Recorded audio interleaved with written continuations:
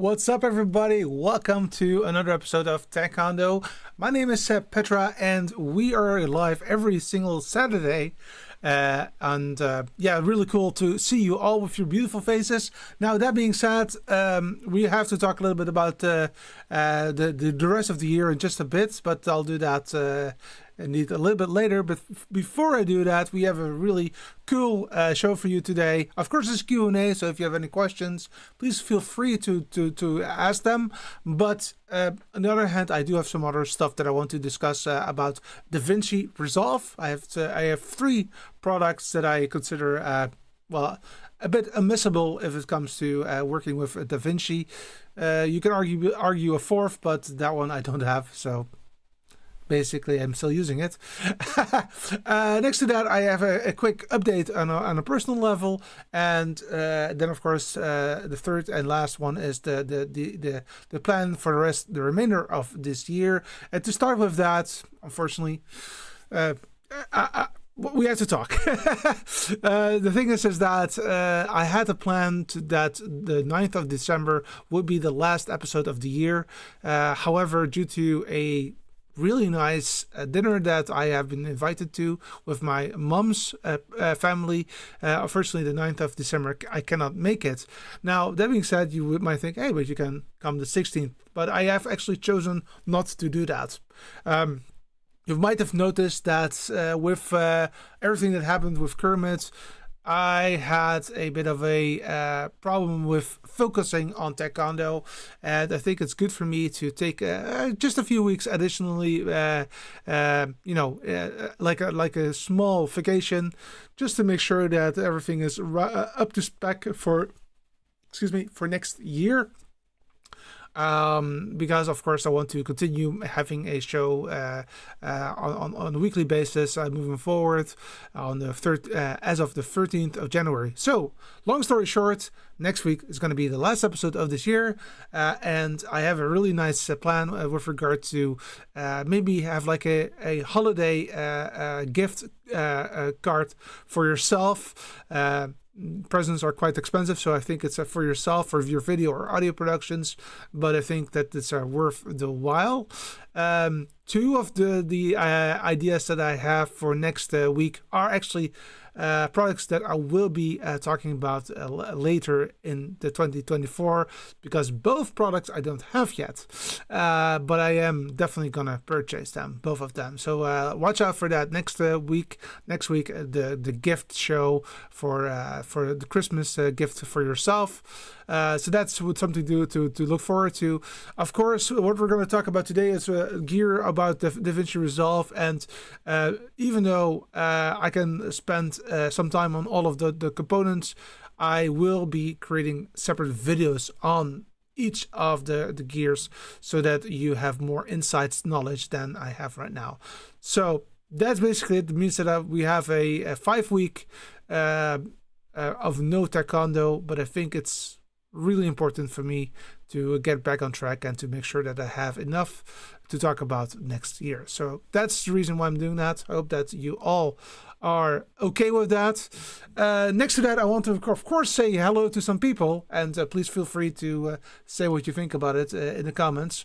First one is of course hello from Stuttgart, Germany. I love DaVinci Resolve Studio, and I'm very excited for what gear you're going to show, says Gareth, all the way from Germany. Welcome.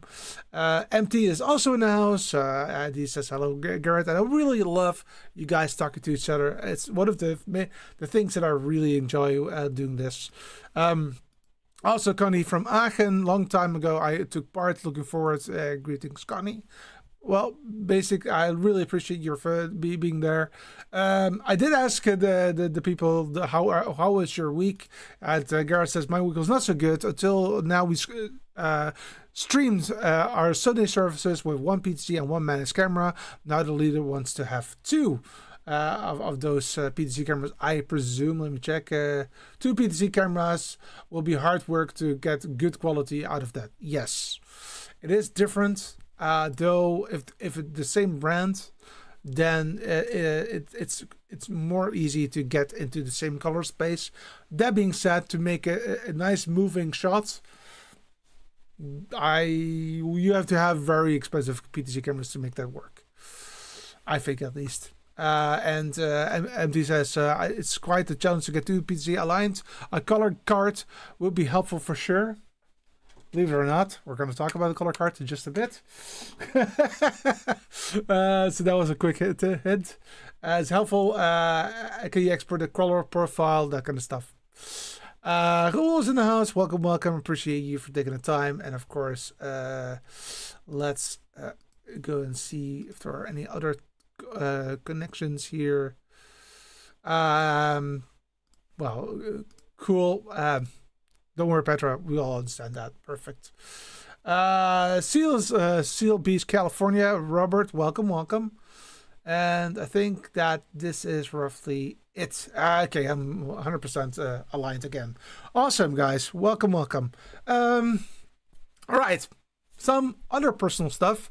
Last week, of course, we talked about Kermit. It was a little bit of a little bit of a lesser video, to be honest. But today we have something really cool to show you, because meet the new one. So we will have a new brother for Scooter coming our way very, very soon. This guy is only 4 weeks old now, so it's way too fast to be here in the tech condo studio, so to speak.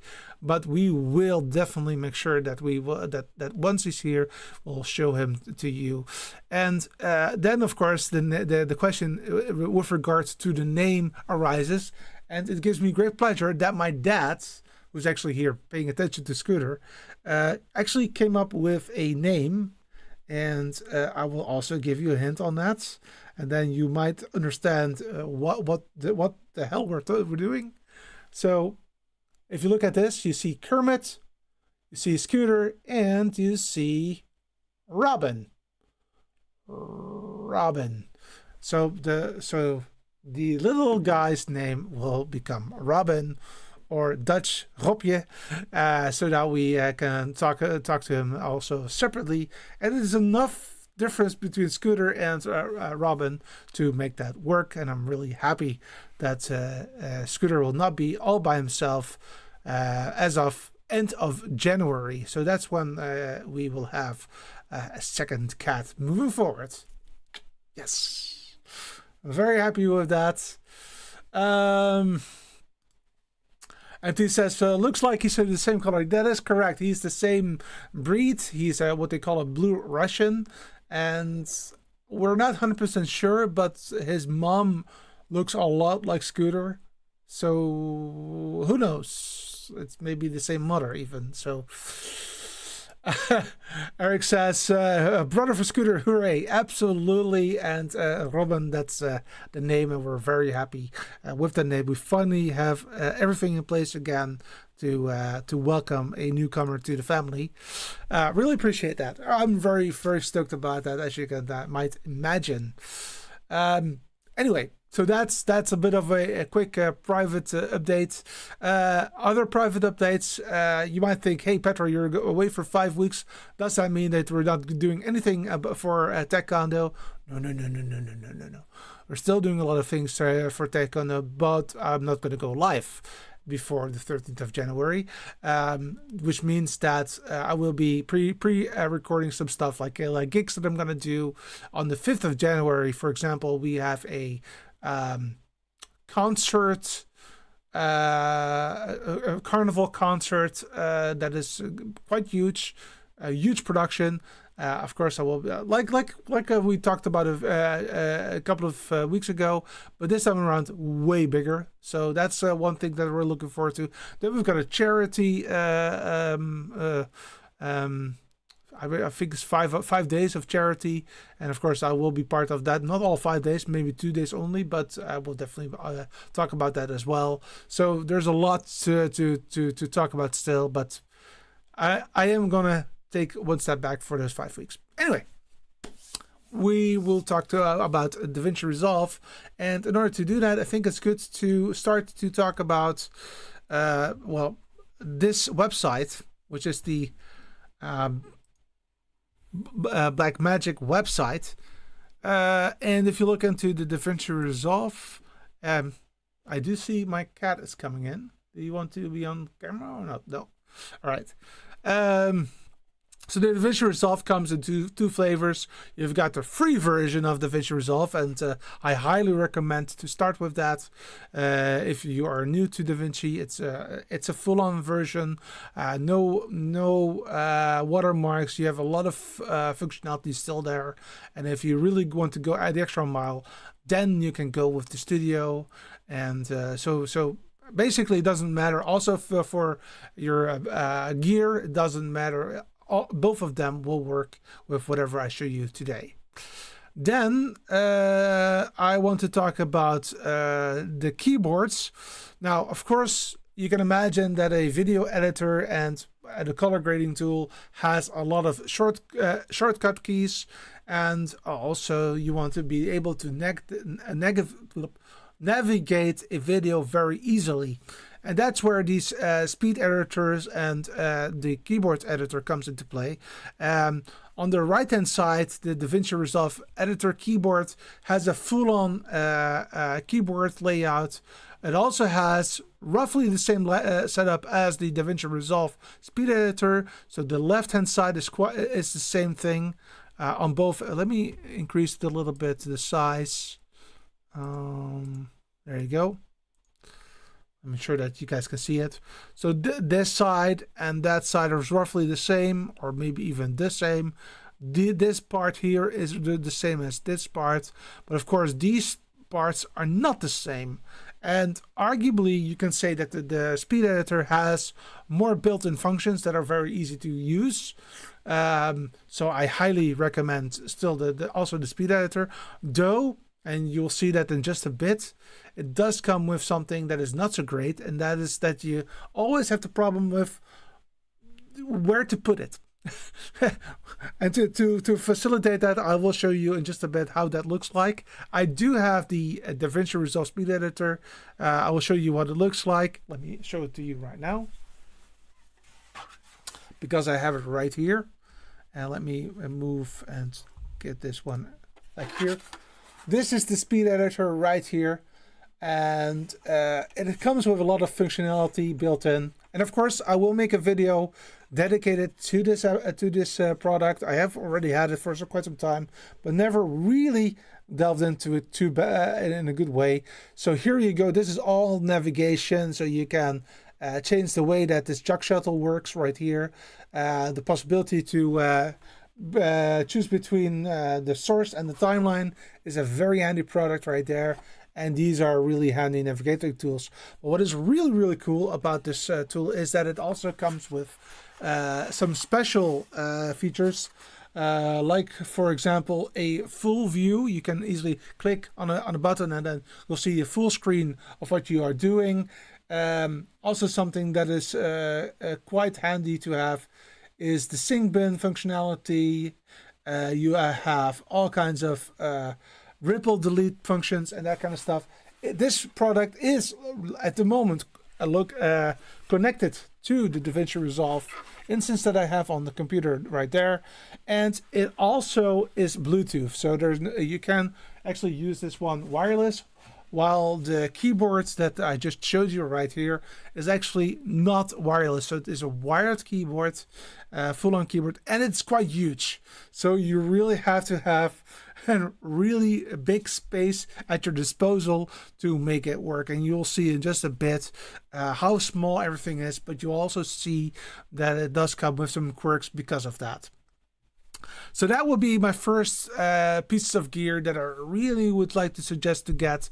The editing, it's really handy to have a fast way to edit a raw edited montage or edit. And actually, to be honest, I'm not going further than that, but you can of course then go to the next page and then really pinpoint everything. But this is something that helps you to be very, very fast. Let me see how people are reacting to this first setup. Garrett says, I have a speed editor, but I don't use it very often. Oh, what do you use instead of it then? Because I use it whenever I use DaVinci, I don't use it without the speed editor. I do like to have that quick montage functionality, quick edit functionality before I actually go into the depth, because it does take away the time quite nicely. MT says, does Cam 1, Cam 2 till Cam 9, are those to choose which video track you want to work with on? Yes and no. What it's actually being used for is for multi-camera productions. So if you want to switch between cameras on in a multi-camera production, you can actually here say which camera you want to show, which one is on the top. And so that means that you can really easily edit a new multi-track camera. So that's really nice. So that's where I use it for, at least, and I don't believe that you can use the track for that. So it's really so if you have a multi-track, you have like a multi-view of cameras. You just say, I want to now see camera 1. I want to now see camera 3. I want to now go back to camera 1. Now I want to go to camera 5. That's how it works. So that's how you can switch between those cameras. And boom! Thank you so much, Keith, for Lego money. How you know? Yes, that's definitely one of the things that I will be doing during my Christmas period, is that I will be building a big Lego Star Wars set. I'm still debating on which one. Is it going to be the Luke's land speeder, or is it going to be the X-wing, or is it going to be the Venator? One of the three it's going to be, but I don't know which one yet. So it's got to be one of the three at least, but no clue which one.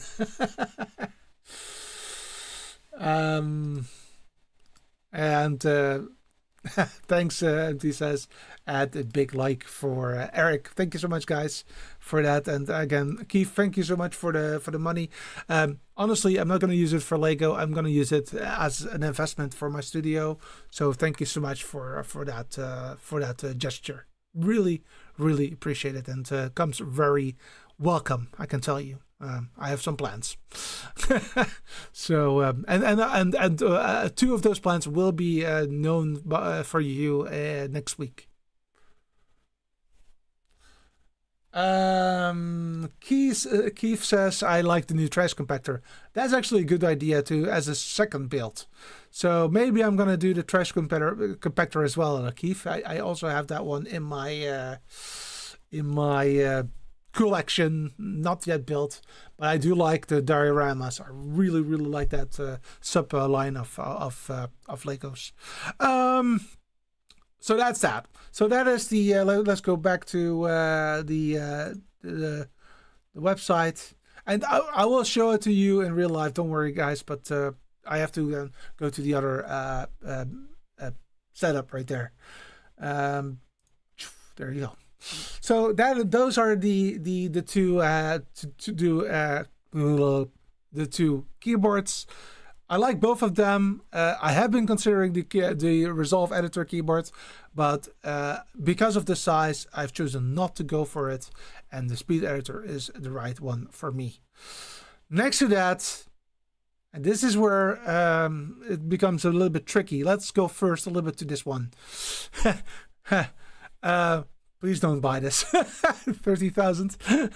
No, so this is the DaVinci Resolve Advanced panel. This is like the whole shebang is DaVinci. Of course, this is out of my league, so it's just a quick show and tell. But these two are in the area where there is a possibility to purchase it, and this was a very tough choice. And let me show you. I'm gonna go to the other one. Let me show you. So I'm gonna go to my other desk. Again, it might be that you have a quick audio problem, but please be aware. I will be checking out if everything is fine. So let's go to this. And if everything is fine, you will see. Ooh, it's very hot, I believe. So is it too hot?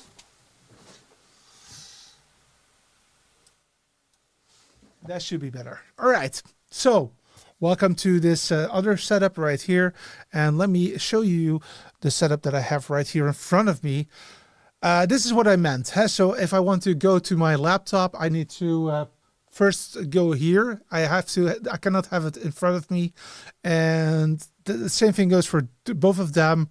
But I do like this setup. This is basically the way that I typically show the setup. So here I have my speed editor, and I have a screen right in front of me, right there.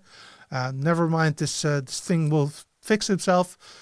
I have a screen right here, and this is then the micro panel, and this is the speed editor. And actually, you can really see how big everything is, and exactly why I chose the micro panel is really the size. And honestly, not only the size, but also my knowledge and the usage that I have. I think that looking at my ideas for the coming year and the years after is that I want to be very fluid in this part of it, and all the other functionalities within DaVinci Resolve I can do with my mouse and keyboard. They actually say, and this is really interesting, is that, let me go to the other screen a bit so that you see me again.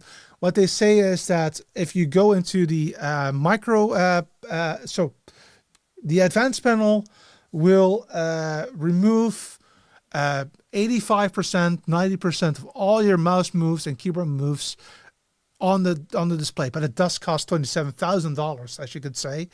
Then you've got the mini panel that will bring that back to 70%, and this will bring it back to 50% or 40%. So I still have to do quite a lot with my mouse, but way less than normal. So that is the reason why I think it's really cool to use that. Hi. Are you coming in or coming? No? Okay. Scooter and my dad are here. So I chose for the micro panel that you can see right in front of me, and it will allow you to do everything with the color wheels. We have a lot of other things, and I'm going to show you what it can actually do. So let's start up DaVinci and make sure that it goes to the right screen. And I will then show you what you can actually do. So let me move this one to the other side. And let me go to this. There you go. The mini panel only allows you for this part right here where my mouse is. So everything in this area, so this line right here, that line right there, these four wheels, these wheels, and this part below. That's basically everything that you can do with the panel that I have, the micro panel. With the mini panel, it actually adds also everything that you can do right here, as you can see. But that is something that I typically do not really use, and therefore I think it's not really needed. But it is definitely something that I really like. So the micro panel has a lot of functionality built in, and let's go back to the main table to go a little bit further.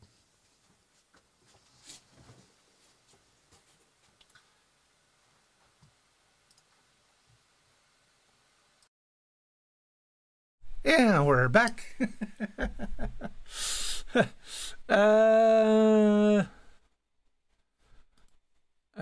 Look, great, and greetings to my dad. I will definitely do that, and I think that he's seeing that as well.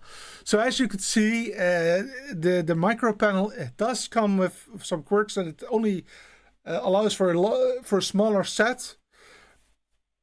But that set is the most important part. That's like 80% of the work. And the other 20% is really, if you really become really good at it, then the other 20% will go.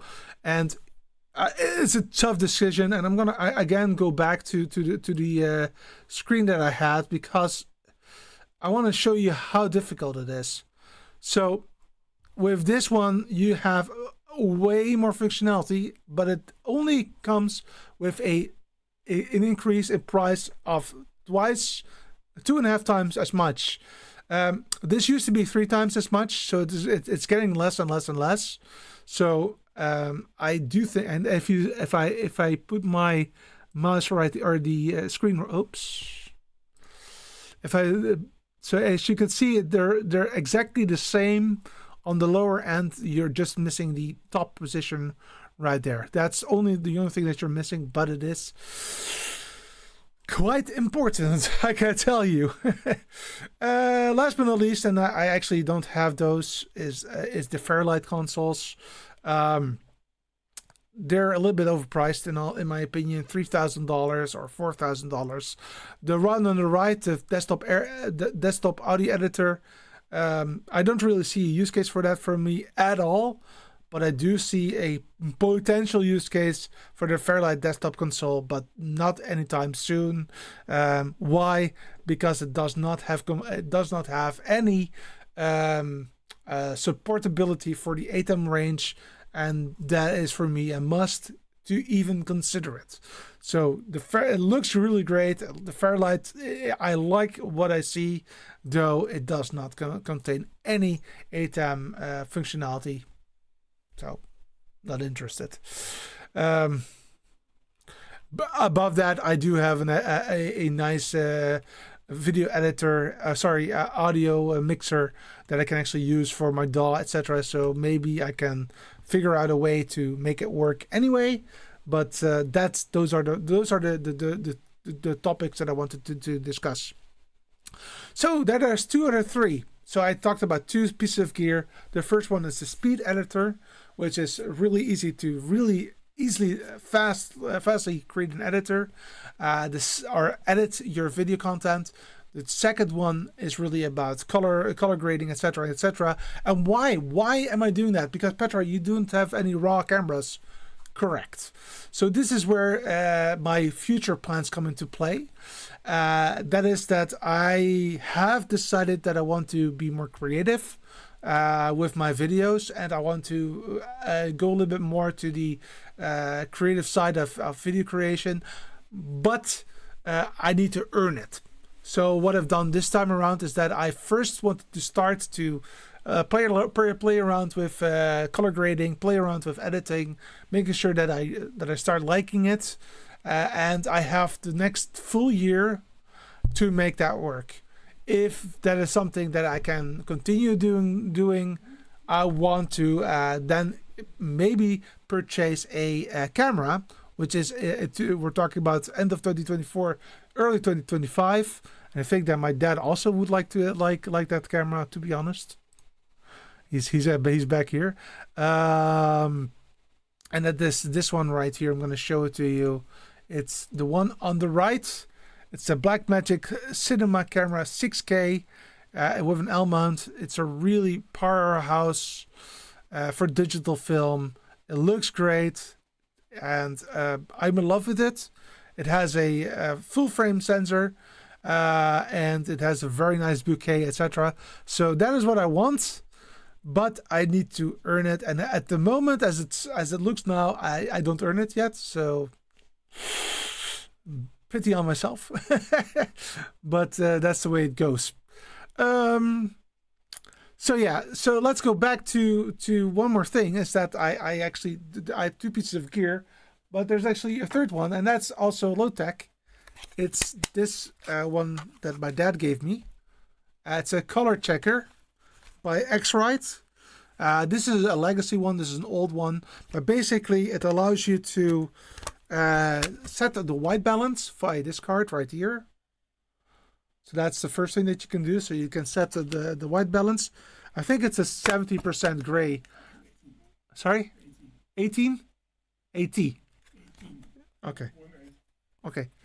And then you've got this one right here, which is a other color checker, and this is what they call the legacy one, but that's okay. Basically, what I did earlier today is that I actually created a very short video to show you how you can use DaVinci Resolve to make that picture a little bit better. Granted, the coloring was actually quite well from the get-go. I think that the iPhone actually did a fantastic job, so you don't see a lot of changes, but there are changes. So without further ado, before I go there, I want to check if there are some comments. Otherwise, I will go there and show you how that works. MT says you can connect X-Touch to the ATEM audio. Okay, yes, that's correct. And I do have an X-Touch, so that is helpful. And calibrate color checker password video too. Yes, that is the one that you should buy nowadays. But we have the legacy one, which is still okay. So let's go to the other side and again watch the audio. It just takes a few seconds. All right, we're back. And let's go ahead and show the screen again. And let me remove some stuff here. Where's my mouse? Hello, where's my mouse? Oh, there it is. All right, let me remove some things here. Delete nodes. Delete nodes. All right, and then maybe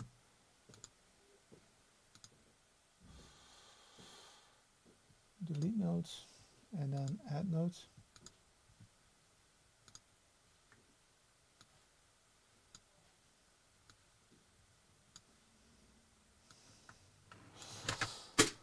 Okay, so without further ado, let's go ahead and go here.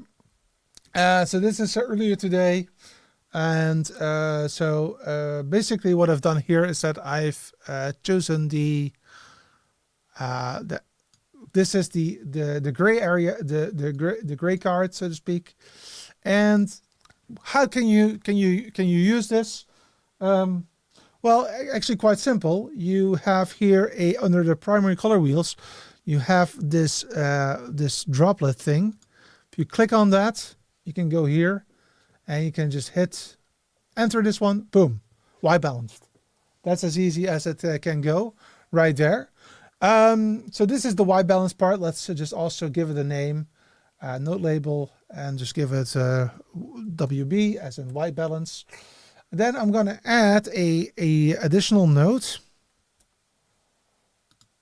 Add node serial. And then I want to start to, well, I think I want to use the color wheels a little bit. So now I'm using the color wheels that I have in front of me just to make it a little bit more nice. So bringing a little bit more the down area and the middle tones a little bit less. And so this is a little bit better in my opinion. And then what I can do now is then I can go to the second card, which is this one right here. And then let's increase the size a little bit so that we can really see it. So this is the color card, and you also have a color tool right here where my mouse is. If I click on that, basically you can here select which color card that you have. So the video one is actually the best one to utilize, but this one is the classic legacy. And that seems to be the correct one if I see it that way. So let's go ahead and use that one. I can set the source gamma to Rec 709, but a target gamma, etc. So if I would have a Blackmagic camera, I should change that as a source gamma, and a target gamma would be always the 709. So let's do that. So that's Rec 709. But I want to be able to utilize this card. How do I do that? Well, actually, if I go hover over this tool right here, I can click this arrow and go to color card, and it pops up a template that I can use to put over that card. I can just go ahead and make this a little bit make this a little bit smaller. making sure that it's more aligned. Let me make it way smaller first. Otherwise there you go. And then I'm gonna make sure that all of the colors are aligned. That's really important. So making sure that all of those colors are aligned. Almost there. Now they're all aligned. And then I'm just going to hit match. Boom. Done. Color is color graded. Now I can remove this one. Make sure that there's nothing there. And now if I go back and I make this to fit again, then this is all color graded. And then I can just say, hey, maybe I want to add a new node. Add node serial, and then maybe a bit more using those wheels, because I think that they're still too light. Let's just use the offset and make that a little bit less, like so. And now I'm happy. Period. Perfect. That is as easy as you can make it on DaVinci Resolve with that color checker, which is really, really cool. So let's go back. Oh, all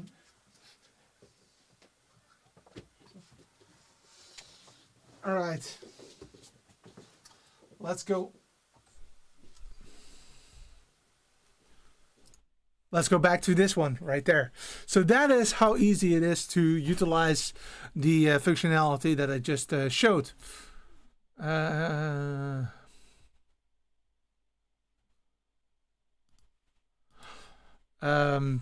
X-rite moved the distro to calibrate. Ah, gotcha. Kenneth says, Keith says, I actually like this view. Great depth of view.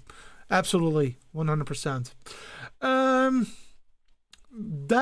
Those are the ones that I had in store, and those are actually also the ones that I use quite often. Now, if you really want to go in depth and really want to make it perfect, then of course this studio is not the greatest way to color grade. First and foremost, I have multiple different colors going on. I have a blue light right there. I've got red lights right there. I have these two are actually quite nice balanced, but that one right there is not so much balanced. So everything should be on one color. And also all of the colors like blue and red, and then looking at the screen actually is not a good idea. If you are really only want to really make your color grades perfect, you should have a more like grayish area where you want to sit, like dark gray, and only daylight light. Then it should be the best to work on it. But I will never do that. Honestly, I never use the DaVinci Resolve here in the studio because of the size that I have here. What I do is that I have a big screen in my living room that I use, and I'm just sitting at my dining desk to color grade. I have some nice speakers, and it works quite nice, and it takes some time to do it correctly, and I like it there a little bit more than here, but basically that's all you have. So you have to have a good keyboard. Make sure that you have something that it makes it easier for you to edit. The speed editor is my choice, and also the one that I would always buy.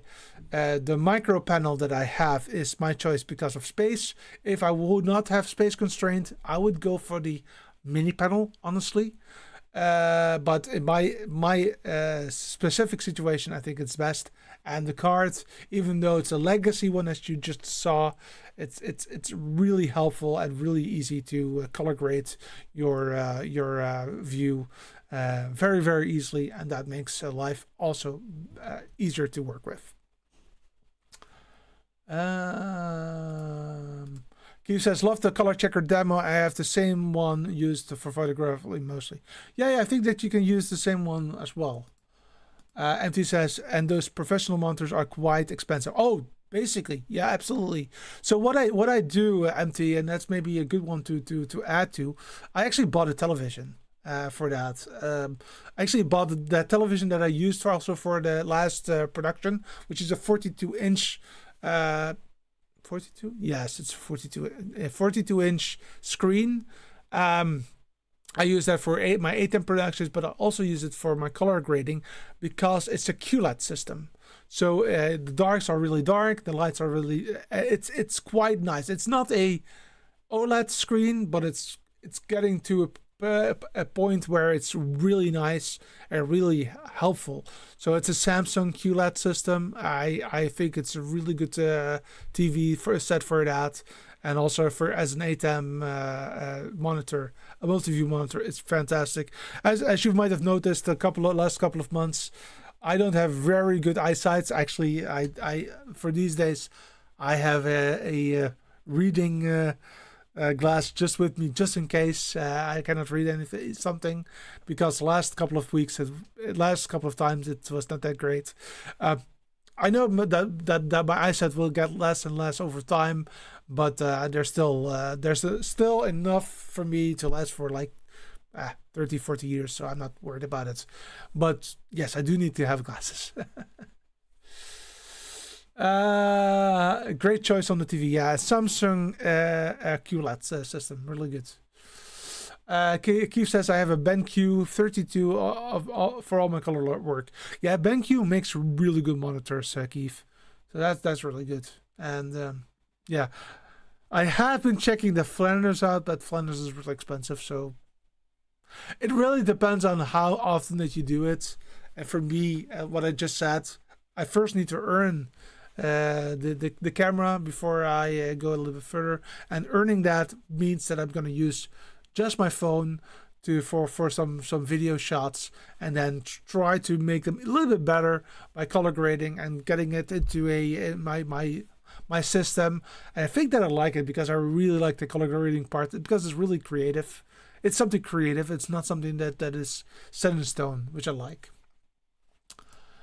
Keith says, I have a 65-inch QLED in my studio as well, and I've used it for editing as well, but for higher end photography, the BenQ.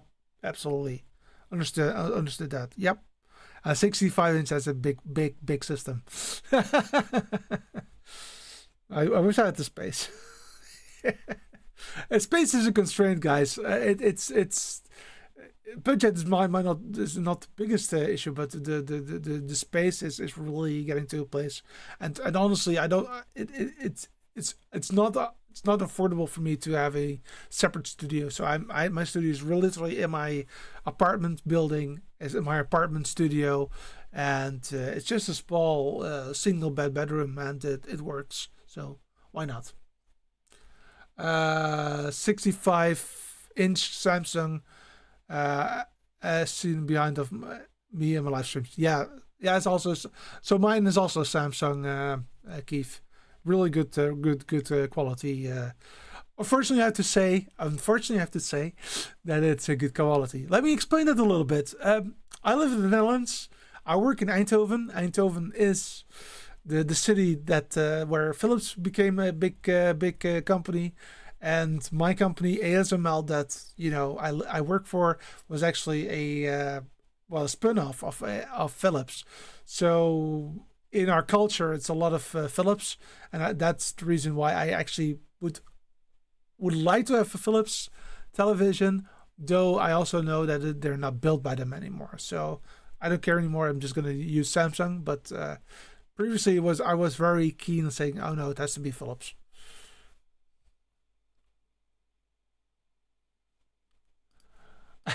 My room is 13 feet by 10.5 bedroom. Oh my gosh. 13 feet by 10.5 feet. Let me ask let me ask Google what how the size is for me. Okay, Google. What is 2.5 meters in feet?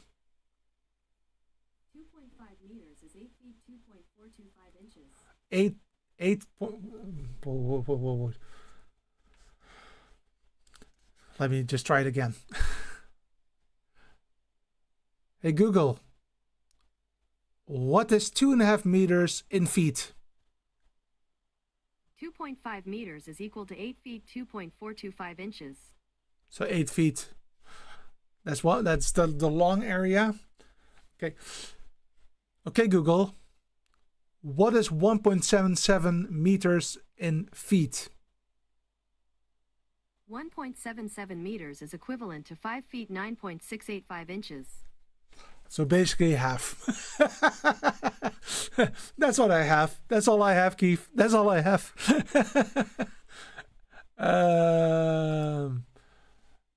Phillips. Wow, that's cool history. Yeah, I don't get me started about Phillips. Well, maybe I should. Maybe just a quick opt out about Phillips. So Phillips became really huge for the light bulbs, right? The old ones, the before the LEDs. So that's where it all started. But after the light bulbs, also came the the personal care stuff like Philly Shave, like toasters, microwaves, the whole shebang, right? Then also you've got Philips Healthcare, which is also still a big one. Still to this day, big one. And of course, you've got Philips Lighting, which became Signify, but they still sell Philips Hue. So there's where the Hue comes from. But Signify is way bigger than that. By the way, did you know that the lights in the Apple stores across the world are from Signify? There you go. Then the second thing is that you have what was it again? Oh yeah, of course. Philips Semiconductors. Yeah, you think that became ASML? No. That became NXP, and NXP is also a big semiconductor company. So there you go. So you've got a lot of different companies that are all related to Philips. And of course, there you have PSV as a football team or soccer team, and that is of course also Philips Sporting Club, basically. So there you go. Quick Philips. 5 by 9 by 8 feet is tight. Yes, it is tight, but it is really cozy as well, so it's okay. Raoul says a good thing is that you have better control of the sound in a small space. That is absolutely the case, Raoul. I totally 100% agree with that. Philips, I know from Europe, was like General Electric and invented as much as General Electric over the years. CD-ROM was a big one, I know. Yeah, so Philips did invent, indeed, the compact disc. They also invented the LED. The LED lights, I don't know, sure. I take that one back. I don't know that for sure. But what they also invented was the Video 2000 tape, the DCC, the digital compact cassette tape, and there's a lot of different other things that they definitely invented over the years. But yeah, that's all. Oh yeah, and of course the Senseo coffee, the coffee thing, is also from them. Raoul says, I have 50 square meters of office studio with windows, and it's a nightmare in terms of noise. Absolutely, I can imagine that. Keith says, I have some of their color lights. Nice. Robert, you have the right thoughts. Otherwise, in case you use a notebook, you can run Companion as well. Where there you go, Robert. Is it more productive to work with an ATEM via mix effect using a tablet like an iPad or a traditional laptop notebook computer? Ooh. Let me see what MT says in this one. Otherwise, notebook you can run Companion as well. I personally think that it's easier to use mix effect, to be honest. But Companion and the Stream Deck is really handy, especially if you want to combine multiple actions in one go. Then that is a must, I would state. Though that being said, having a great panel like the advanced panel that I luckily own, there's nothing that compares to that. Sensei, yum. Yep, absolutely. Like to say the world would be boring without Philips. Absolutely. Mix effect. There you go. Absolutely. All right. Well, I do like this interaction, though. It's almost time to say goodbye. Next week, last one of the year, I will be talking a little bit about the gear that I think that would be cool for you to have. Again, I have 2 pieces of gear that I have not talked to you about the last couple of weeks. I don't own them yet, but I think that they're going to be game changers, so I will be talking about that.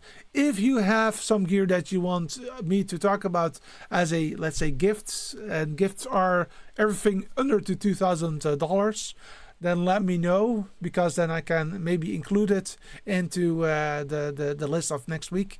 Again, next week we're going to talk about some nice gear that you might have not thought about to purchase. Thank you so much for watching. I see that Scooter is again here with my dad. Companion is great using other tools outside of the Blackmagic universe. Absolutely, Keith. I just wanted to quickly say that as well. Thank you so much for watching. I really appreciate you for taking the time on this Saturday. I'll see you next week for the last time this year. So please be here and so that we can have some fun. And otherwise, if you're not here next week, then I'll see you on the 13th of January, 2024. Have a fantastic week, guys. Have a great week, and hope to see you very, very soon. Let me get this right on there, and boom.